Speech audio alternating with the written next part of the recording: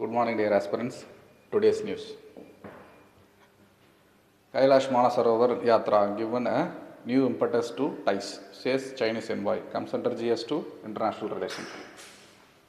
Chinese ambassador to India, Zhu Fiyong, highlighted China's willingness to improve bilateral ties with India, including resuming the Kailash Manasarovar Yatra, initiating the border management talks and launch direct flights amid lingering tensions between post-Kalwan issue.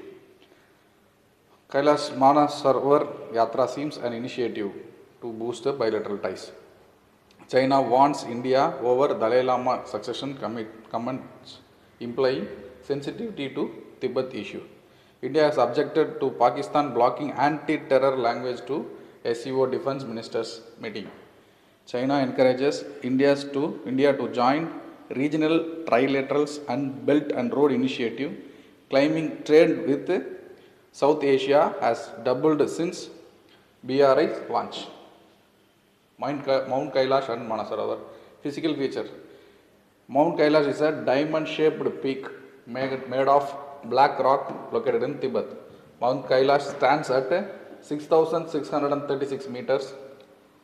Though lower in height, Mount Kailash remains unclimbed as it ascends in prohibited due to its sacred significance.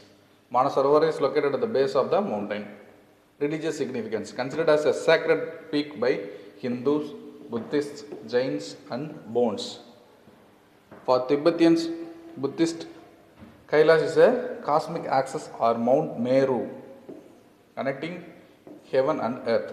In Hinduism, it is the abode of Lord Shiva and Goddess Parvati. In Jainism, Kailash is a Ashtapada, where Rishabhnath attained enlightenment. Israel committing genocide in Gaza, comes under GS2 International Relations. South Africa filed a case at International Court of Justice accusing Israel of genocide in Gaza following October 2023 conflict. South Africa invoked Genocide Convention 1948. International Court of Justice issued binding provisional measures. Over 58,000 people killed in Gaza, more than 17,000 children died. Infrastructure devastation include 90% of educational institutions. International experts, UN official and right groups have increasingly described Israel's action as potentially genocidal. Israel denies genocide, asserting its campaign targets Hamas and that civilian harms is collateral damage. Convention on Prevention and Punishment of Crime of Genocide Act passed in 1948. The convention came into force in 1951. India ratified the Genocide Convention in 1959. 2022, Zambia became the most recent country to sign the convention. Annual share of absenteeism in India's UN votes reaches record high. India's voting behavior at the UN has shifted markedly, with the share of abstention reaching at all-time high in 2025. This reflects India's nuanced diplomatic positioning and amid rising global polarization and increasingly complex resolution. Share of abstention rose to 44%, the highest in India's UN voting history. The trend shift began around 2019 with the correlating rising global polarization.